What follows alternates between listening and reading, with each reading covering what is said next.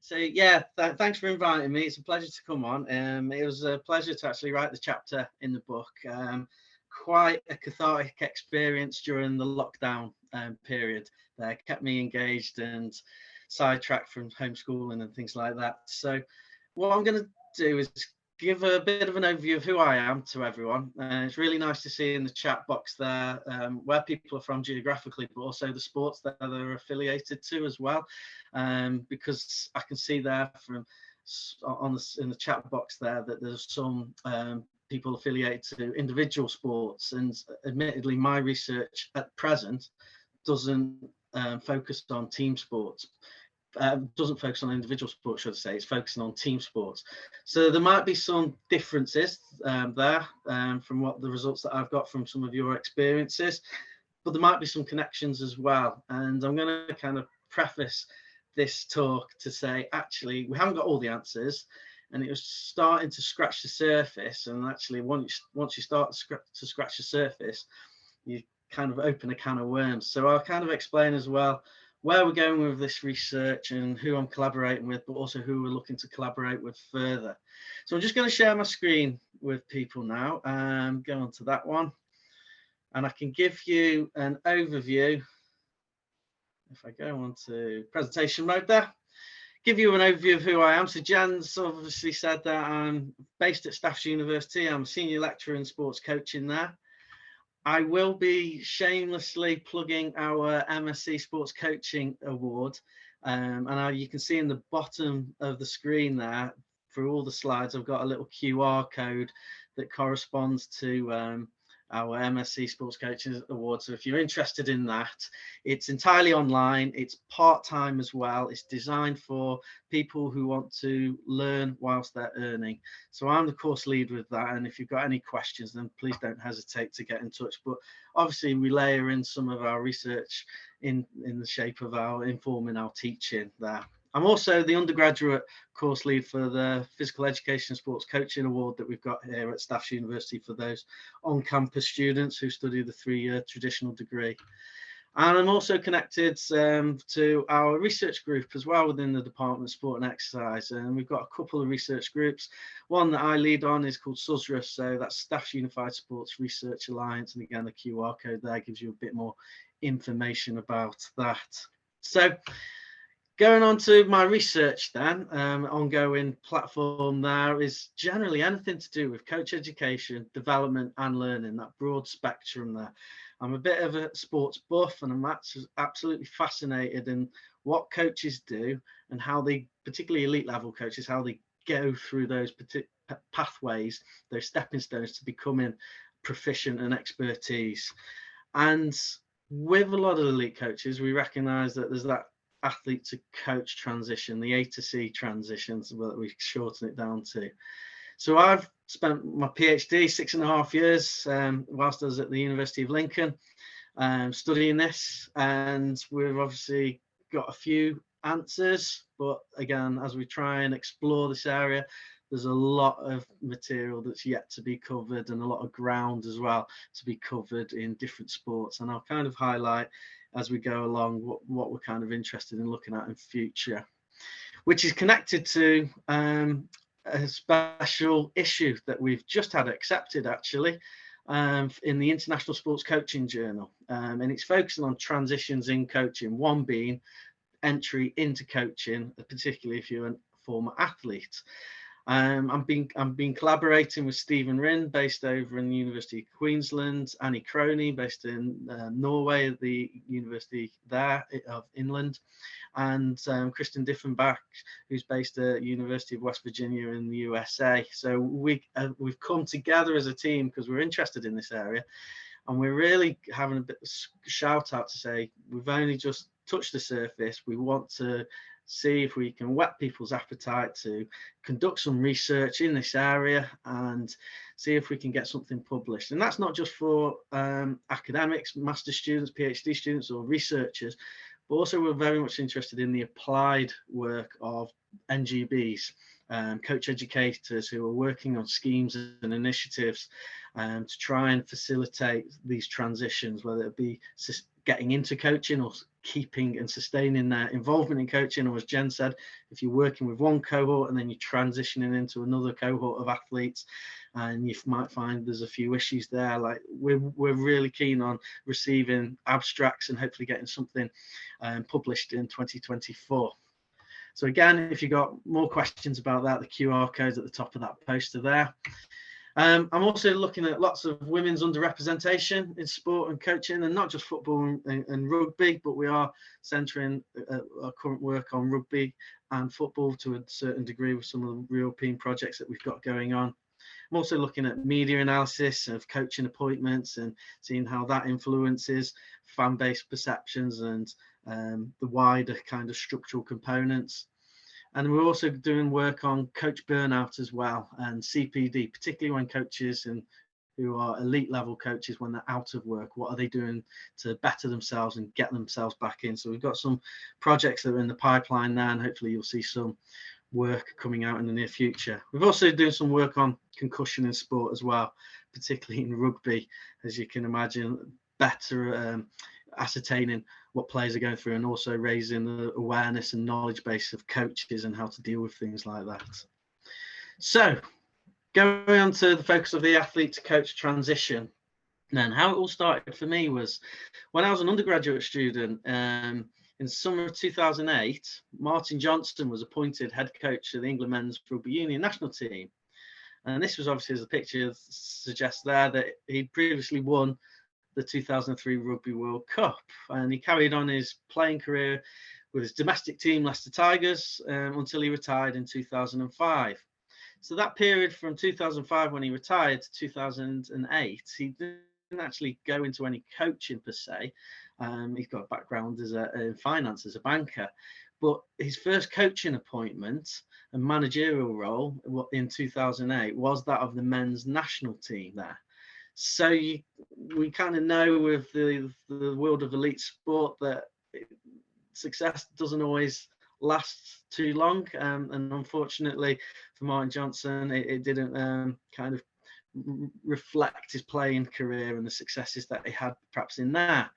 And it was during that period I was kind of thinking, well, yeah, in what scope would that happen, that kind of transition in any other kind of world of work, where you go to the pinnacle of that kind of coaching role as in the men's national team there, for your first job? Would it happen in any other kind of commerce, and why does that happen? So that just got me curious as an undergraduate student now. And like looking back at some of the media discourse around that time, it caused a bit of a stir, but in the main it was largely accepted, from what I could pick out and recall, because of Johnson's status. And I get, digging back into some of the media there, you get some of these comments here that were coming from some of the commentators and journalists. So these kind of things there, and as this one goes, but I'm happy to correct the notion that because Martin Johnson has no coaching experience, he should not be considered for a managerial role. The guy's got a very sharp brain and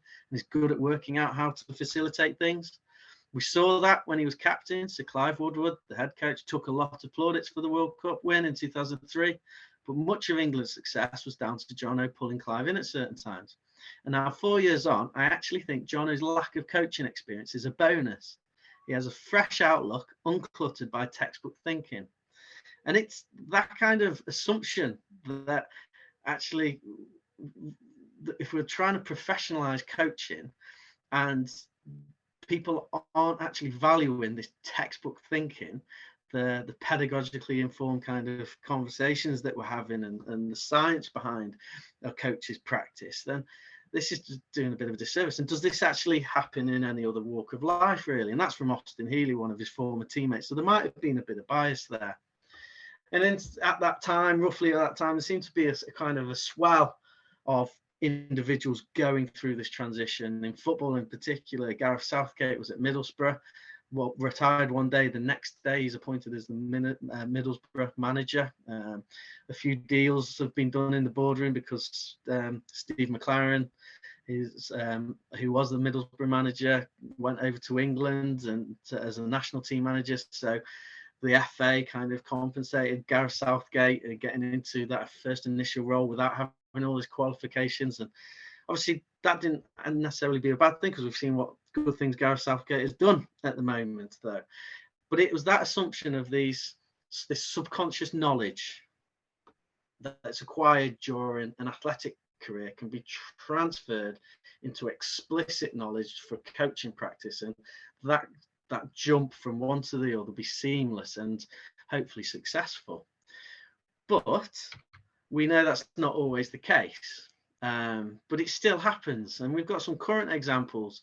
Again, sticking with football, we've got Xavi, who's just gone to become the Barcelona manager from a very decorative stint there.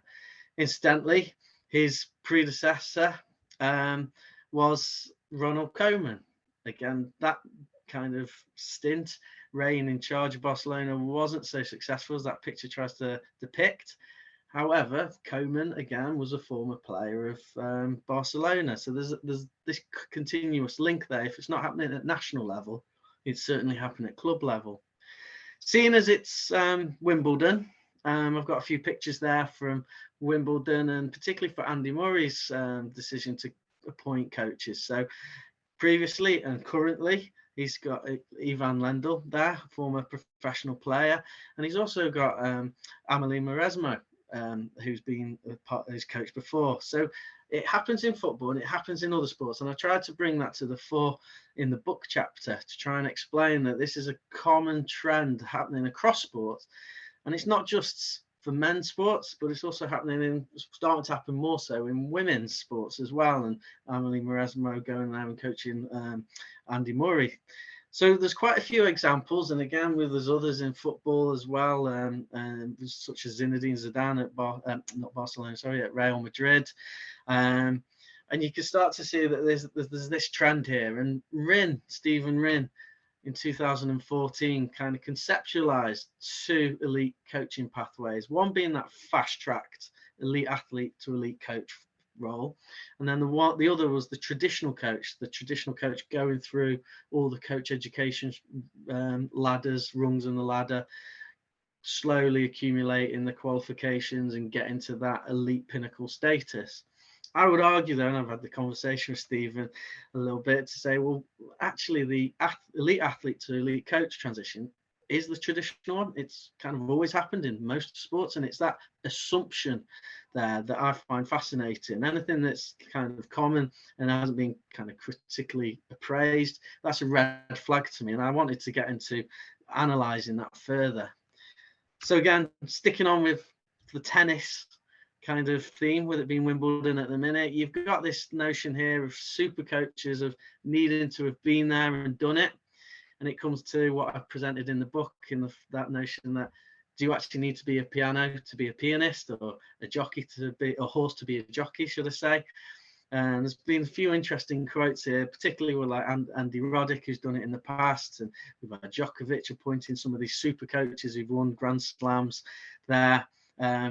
When you get to a certain level, there's only so many people that kind of understand what you're going through, kind of know what it takes to break through at that level. So it's this kind of subconscious, implicit acquisition of knowledge there, and gives you that sense of the game and a feel for the game, is what Bourdieu would say. And I'll talk about Bourdieu later on and how that brings us to a bit of the theory and explaining some of these issues there.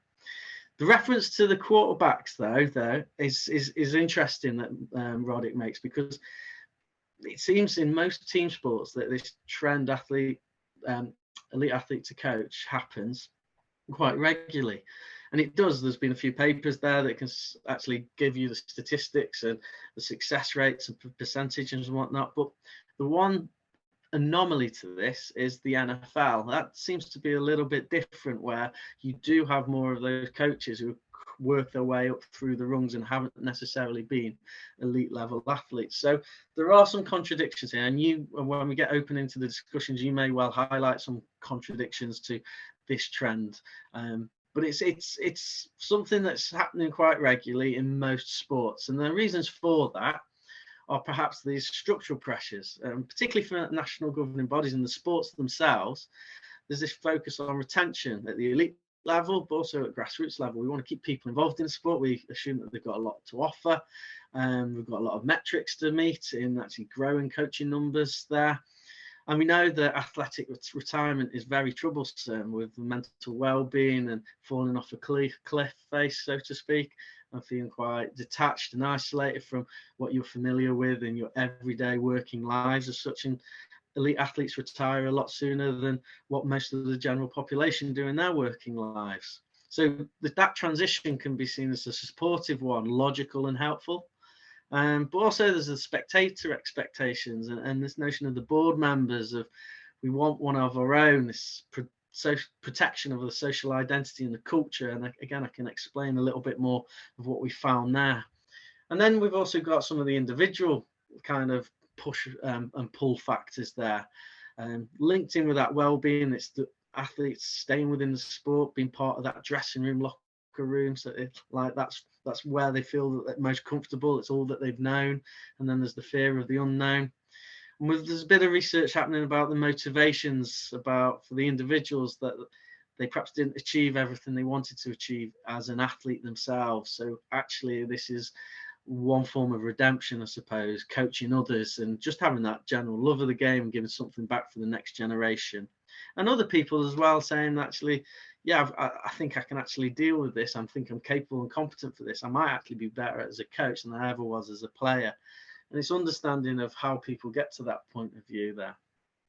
I'm going to quickly go on to some of the structural pressures here and draw on this this job advert from a football club for a youth academy position. I won't name the club, but this caused quite a bit of a stir on social media, and particularly in the essential requirements here. As you can see, it's the qualifications are required, the UEFA A license, very prestigious licenses there, but also it's that notion of a minimum of 3 years professional football playing experience. And from reading the social media posts on there and all the conversations that were going on, there was this constant questioning of meritocracy. The fact that it seemed to be a bit unfair, that people are really investing in their coach education and spending the time developing their craft were being pushed lower down the pecking order, and other people were coming in there and jumping the queue. And I've encountered this when I've been on coach education courses myself, this notion of disillusionment, that actually we're doing these courses, we're paying the money, but ultimately we're going to encounter this glass ceiling. And it's quite interesting to hear people's perceptions of how elite athletes or former elite athletes get those elite coaching roles, and this perception of that people are being fast-tracked, and so that's not always the case, and I can go into some of the research there. Nevertheless, in this notion of trying to professionalize coaching, again, this minimum of 3 years football playing experience is an interesting one. And admittedly, when I was drawing on tennis as some of those examples, to be a coach, you have to actually have a play test as well. So there are some sports there that have actually integrated those kind of things into their coach education structures. Again, the question is, why have they done that? Is it necessary? And actually, are you restricting your talent pool of potential coaches, perhaps? So in the book, I've purposely written things in segments in a way to stir a bit of thought, get people provoked, poke the hornet's nest, so to speak. And I've used a few analogies to say, well, this wouldn't happen necessarily in the medical profession. It seemed very strange if you want to become a medical professional, say, well, don't invest in those formal coaching qualifications. Actually, we also want you to have been a patient lots of times, so you get a good understanding of how to go through those processes and procedures and operations and what it feels like. And that doesn't necessarily happen. You might agree and you might disagree. And I think this is the forum to have that conversation now and unpick some of these potential myths and see how it can inform either your coaching practice for yourselves or the composition of your coaching teams if you're in positions of power where you're making decisions on who to recruit and for what reasons.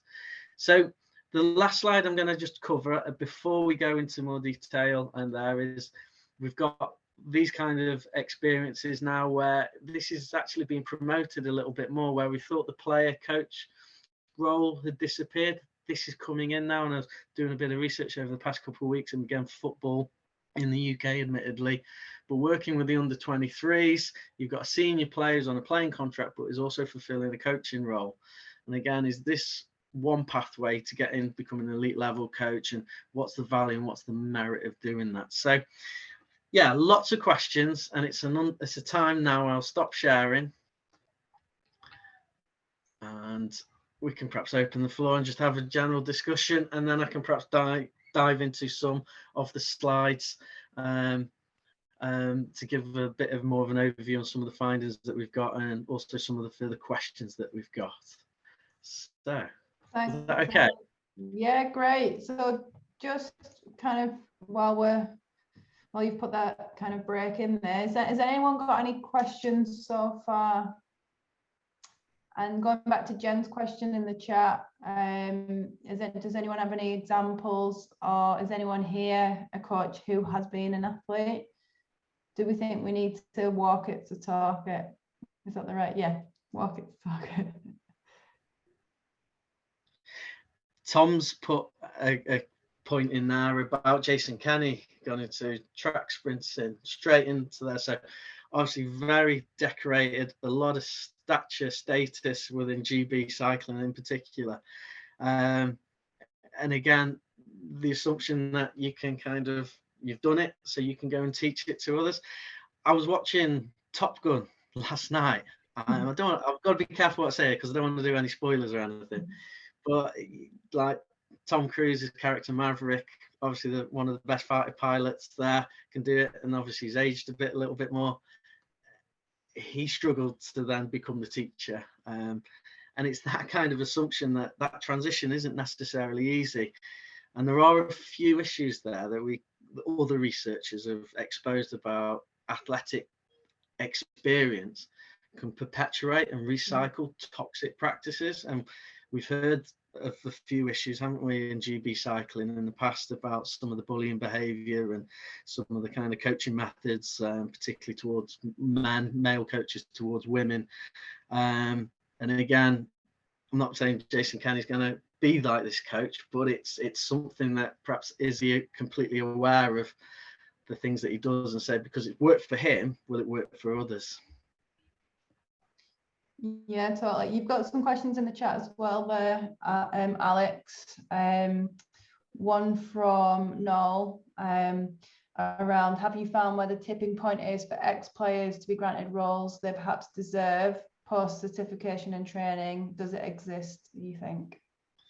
Well, this is perhaps where I can get into some of the findings from the PhD, and perhaps a little bit of the other work that we're starting to look at, is the fact that this notion that Stephen Rim first presented of this fast tracking, it's not entirely always the case, you could argue. And it's actually, as a lot of athletes, and this could be something with Jason Kenny, it would be great to speak to people like that in cycling, because we haven't really gone into any of the researches.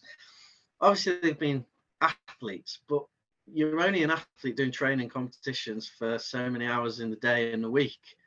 A lot of athletes, we're finding, actually do spend time investing in becoming coaches and working with different teams, whether that's the elite athletes working with some of the youth junior teams perhaps, or going away and finding their own kind of experiences to accumulate. So that's building up a level of experience and perhaps supplementing their qualifications, because they're proactively ready to prepare themselves upon retirement to straight away go in for a coaching role. Now, those kind of forays aren't necessarily seen by the general public, and it is that assumption there that, oh, we've actually gone and they're being fast tracked, but that's not always the case. They've done a lot of the homework and the due diligence, so to speak. Yeah, completely agree. But then there is that element of, and I think you'll get onto this, around social capital, isn't there, of just being that ex-player gains you respect. So Dave Banks has put about having to earn the right as a coach to work with elite players, but actually that work, or that behind the scenes stuff around being in the environment, knowing what it's like to be an elite athlete automatically gains this respect and kind of social capital for some elite athletes that have become coaches, but they might not have the skills to be that good coach. Yeah, so this notion of respect is one that I find absolutely fascinating. That, again, in order to follow people, as in an athlete following a coach, you have to have respect for them. It doesn't necessarily always happen in workplaces. Okay, you might not respect someone, but you still work and perform to your best in the office or whatever you do. Or if you're a teacher, do you have to actually have the respect of all your pupils and students? But in sport, this notion of losing the dressing room, I find that phrase absolutely fascinating. How does that happen, and how do you prevent it from happening, and how do you walk into a dressing room with that aura and that status that people are going to say, okay, we're going to follow you? And that again, Martin Johnson's example of having the trophy in his hands, that kind of symbolic capital. I can go into a little bit more detail about how that's perceived, but I think there's a few nice quotes from the PhD that I've put in the book chapter there about, well, people have got like level 27 qualifications, tongue-in-cheek saying that, and then they just didn't have that ability to connect with their athletes. So like one of the rugby directors that said, I had to give someone the bullet after so many weeks because they just couldn't handle it. And again, it's this lack of acknowledging the value of formal coach education, and there's more priority there placed on the subconscious knowledge acquisition, having that feel for the game and that gut instinct of how to just operate in those environments. So yeah, in the chapter we've got a few kind of interesting quotes coming through that really enforce how people in positions of power are devaluing coach education. Yeah. Great, it's a great point. And Margaret Thomas has put, she shouldn't be compared to Jason Kenny. Don't put yourself down, Margaret. I'm sure we can.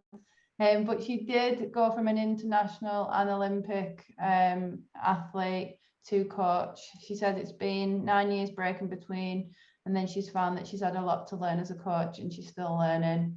But she thinks that her competitive experience has helped her as a coach. Yeah, and that's something that we've found in some of the other research that we've done is people go in there quite rapidly with that quick transition, and they've got a lot to offer, but it's being able to communicate that and pitch that in a way that other people will learn and be able to kind of comprehend and digest all that information, all that content. But we are finding that with Annie Croney's work as well in winter sports, that there's a kind of a rush that you think, oh, I've finished being an athlete, I've got to become a coach because I haven't really got too many options available. I'm really interested in the sport, obviously I've dedicated a life to it, but that rush means that people are really finding it hard coaching, and they just feel exhausted because they're having to learn really quickly on the job. And it's one of those, isn't it, when you're working with students and they think, oh, the job of being a lecturer is easy, and then you put them in the scenario of delivering a teaching session, and they struggle, they really find it uncomfortable. And it's that process that we're finding it in quite a lot in coaching as well. We've just got a comment from Eamon. I might ask quite long, so I might ask him to take himself off mute and ask the question, Eamon, if that's okay. Yes, Amy, that's fine. Can you hear me? Yeah, yes. All good. Yeah. Hello, Alex. Thank you very much for doing this. I will be emailing you tomorrow for my PhD study, which will be interesting. I just want to make the point that I remember John Fletcher, who was a former England age grade coach, he said that there are less coaches and more peer mentors, and that their relationship to the athlete is more experiential as opposed to pedagogical, and that they get paid a significant amount of money to hang around with the lads and be someone who can be a mentor to a young player or a series of young players while they're learning to be a coach. And then when they learn to be a coach, and his view was they're getting paid an awful lot of money to learn on the job, when there are people who have 20, 30 years experience who could step into that role and may not have playing experience, but they would have all the other facets that are required for coaching. And that was something he brought up. So more peer mentor than coach. Yeah, and this is something that sports, more so in football circles that I've been talking and operating in, is particularly in youth academies. They want to get that former elite athlete in to actually be that mentor and support, but some of the other academies are very carefully matching them with that coach who acts more of the pedagogical deliverer. And it's their job to also coach the athletes, but also help support the development of that former player as well. Now, there's a few issues regarding what's happened in the past with a clash of personalities, perhaps, and it doesn't necessarily work between that former athlete and the actual coach and the experienced coach, should I say. So there's a lot of psychological profiling going on in some places to say, right, where is this individual best suited and best matched up with another more experienced other coach to help them along that journey. Yeah. And that the youth academy setting seems to be that big one, and I've published a paper on that about quite covert surveillance disciplinary processes of how clubs in particular shape that individual's learning and try and reinforce the values of that particular club. Yeah. And it's part of this notion. We're all familiar with athlete talent identification, but from our area of research that we're trying to go through, it's coach talent identification. Yeah. And how can we put people on a pathway a little bit sooner, potentially, to say, actually, whenever their point of retirement is from being an elite player, they've gone through certain processes that actually we know they're in a good position there to actually potentially be successful. So yeah, that mentoring collaboration role is quite an interesting one, something we're keen to kind of explore further. Just the other thing as well, sorry Amy, I'm taking up your time, just to let you know, you may want to speak to Cardiff Met about their WRU study about their advanced coaching for players. Hopefully I'll talk to you tomorrow about it. Yeah, thank you, Alex. Thanks very much. Thank you, Amy. No problem. Thanks for the questions, Amy, and thanks for them answers, Alex. Chappie, I think that's Chris Chapman. He's put some comments in the chat. Chappie, I don't know if you want to take yourself off mute and ask.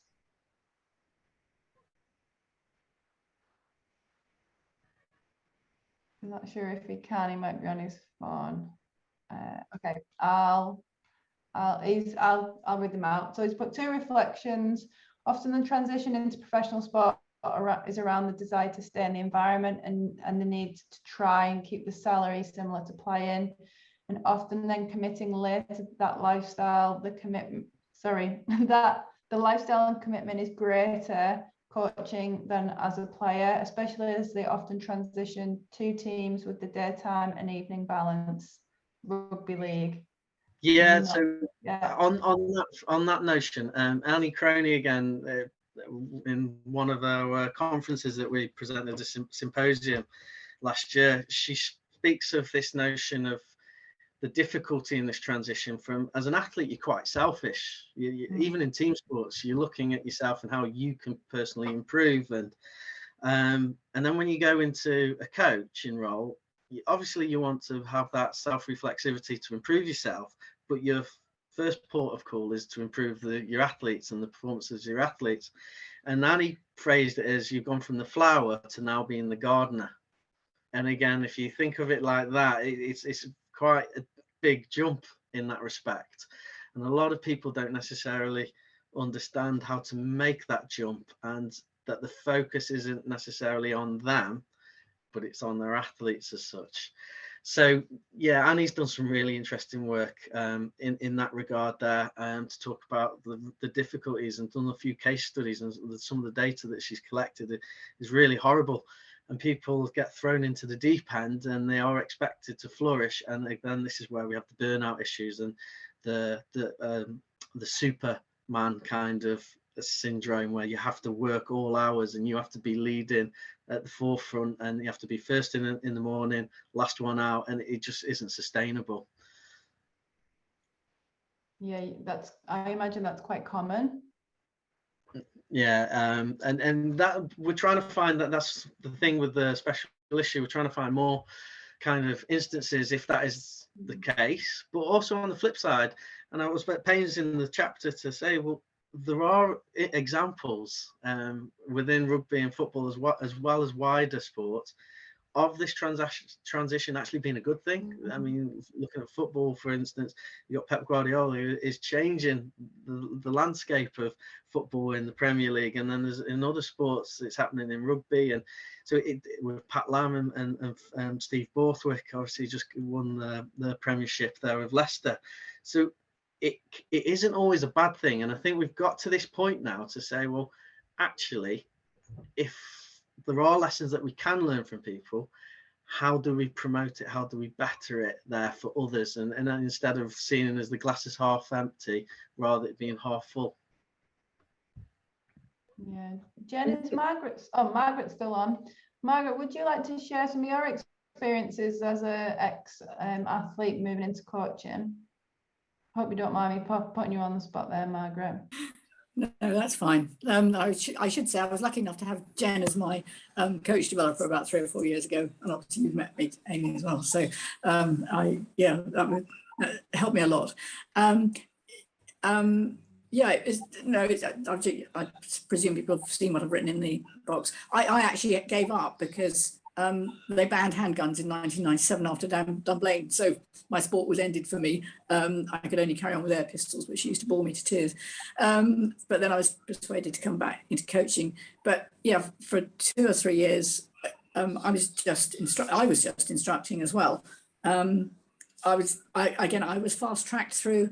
Excuse me. They realised I didn't really need to go all the ladder steps within the shooting framework, which are quite tedious, into doing the international coaching qualification, which is fine. But again, it wasn't even until another couple of years later when I realised communicating with the athletes is a completely different thing from knowing what you're doing and having all the technical stuff. And I was lucky enough to work with a sports psychologist. Everything of ours was self-funded. Yes, I did put it in the chat box. It cost me a fortune coaching and going to internationals as a coach at my own expense, all sorts of things. But I was fortunate enough to work with a sports psychologist who, well, she worked with opera singers, golfers, all sorts of people, who said, yeah, well, you know how to shoot. Now you need to know how to perform.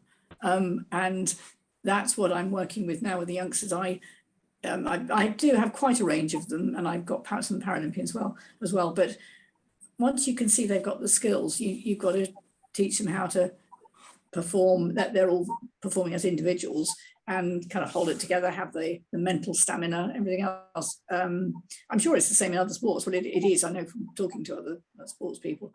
But so there's so many skills, and also I'm pretty sure that a lot of mine are on the autistic spectrum, which makes another another aspect to it very, very interesting. You just got to know how to communicate with them, very different, all individually. And I know nothing about team sports, I'm afraid. I think that's really interesting though, Margaret, because what we get in the research that we've done in team sports is this notion that because you've been an elite athlete for the last 10, 12 years, that the intensity there, everything is based on performance and winning, because that's where you get your rewards from. But when people start transitioning, not necessarily into that same elite environment, but going into youth development context, they bring that intensity and pressure with them, which can actually be a negative because they're looking for short-term success over long-term development. And in the PhD, we got some really interesting reflections from people talking about I had to reprogram myself because the way that I was communicating to the youth athletes, it wasn't actually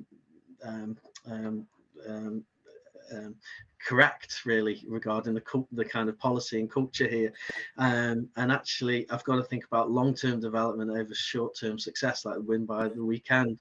So that was one of the issues that we found, that people thought that it was a good apprenticeship working with younger athletes, but again, former generations that you've been working with aren't necessarily the same as the current generation. So again, what worked for you doesn't necessarily work for your athletes, and people didn't necessarily have all the answers. And then when you bring in the issue of athletes with learning difficulties and extra needs, people just didn't have the pedagogical tools for that, and they got really frustrated and they got really short-tempered. Yeah, definitely. Yeah, no, you're right. As I say, I have to work with some of the coaches who just treat everybody the same, and it just doesn't work. I think in my sport in particular, it does bring in particular people from that range of, not many people want to make a small hole in a piece of paper repetitively. It would seem very boring to me. It's a lot of you, I'm afraid. But it's actually I did a more exciting version of it, but it's anyway, sorry, I'll shut up now. Okay, thank you very much for the comments. Thank you. Thanks, Margaret, for jumping in. I see Chappie's got his camera on, which I'm hoping is a cue for you to unmute and share some stuff, because it's been great stuff going through the chat box there. So if you are able to unmute and share something, that would be amazing, because I know you've got a lot of experience on both ends of it. He's just shown us his face and waving nicely. That's fine, no problem. I do have a small question that, well, if there is a window for Chappie to jump in, or anybody else in that matter, what might be interesting, definitely a selfish angle for me, if you could very briefly, Alex, would be, what are your thoughts on that new relationship, or even if it is a new relationship that might have to be created? So some of the experiences that I had with coaches who'd been athletes, or coaches who'd been, I guess, in different roles in their clubs or with teams, they tended, some other committee members or older members of staff who'd been there for a longer period of time, tended to hold on to who they were as opposed to who they are now. So they were treating them like the athlete that come through the club for years, and now they're the coach. And there was this kind of interesting dynamic around relationships when you move from being an athlete and the type of relationships you have to a coach. Anything at all from the research, or even just your thoughts on that? Yeah, so one of the things that I did with the starting point of my research was, like, obviously knew all the current affairs, knew all the examples that are happening there, but from the very small pool of research that had been looked in that area, it was all very coach centric of what are your experiences, like go to the coach, research them, whatever way. And I thought, well, actually I want to do something a little bit different here. And I went to the senior board members of the elite clubs to say, why do you facilitate this and afford this opportunity? Because in many instances, those board members had been very successful in other lines of business away from football or rugby. And again, I'd asked them a question, would this happen in your other lines of business? Oh, no. And so why does it happen in the sport? Why do you offer these opportunities there? And again, it came to that notion of symbolism and status there. And it was a way of kind of protecting their own positions of power, because then you get the crowd on board and you get the players on board, because it's kind of seen as the thing to do that's in keeping with the tradition. So it seemed very strange that in one way they were admitting that, like, their businesses away from sport wouldn't appoint and do these kind of things, and then tradition and sentiment overruled in the world of football and rugby. But these are clubs that are multi-billion pound industries potentially. So it was a way of protecting their positions of power, but recycling and reproducing the culture of the club. And every club was at pains to kind of say, we are distinct in our identity. The badge, the emblem, separates us from another club, particularly in football and in rugby. They wanted to hold on to that. So bringing this former player through into these prominent roles of positions of power would in turn safeguard themselves. And this is where I drew on Bourdieu's theory of habitus capital, because it was assumed that the players who've been socialized into that environment will carry on in their playing philosophies, coaching philosophies. It all happened to be that they all wanted to be mini Barcelonas or play like the All Blacks, like in rugby. But it's that safeguarding themselves. And I suppose if they then treat the former players as still that iconic symbols, hopefully it kind of perpetuates out to the players, who will then get on the bus and follow the current manager, whether they're doing good things or bad things. But in turn, what I found fascinating from those conversations, and I didn't come at it this angle, is that what they were doing is essentially discriminatory recruitment practices. They were only recruiting from a small selection of former athletes. Where if you're working in men's sport in particular, which was research that I focused on at the time, you are therefore only recruiting men. You're not actually putting that down in your recruitment policies or you're in any documentation or anything like in your advertising. But they were always kind of saying, yeah, we want this person, this man, this athlete, he's been there, he's done that. And they never actually openly said that they didn't consider women, but you could read in between the lines and get to the understanding that actually, again, this wouldn't happen in your other lines of work, in your other industries and businesses, because you'll be held up to account. So interesting, Alex. Gosh, there's so many angles we could come in off there. I do see JP's put a question in, but I see Chris has come back in and he says his tech is working. So let's see if he's able to feed in on something around the environment and the experience balance. Chris, do you want to jump in? Last chance, Chappie. Thanks, Jenny. Yay, Amy, I've had a shocker. I messaged Eamon instead of the group. I missed somebody else. I've had a shocker tonight, so sorry. Alex, thank you so much for sharing.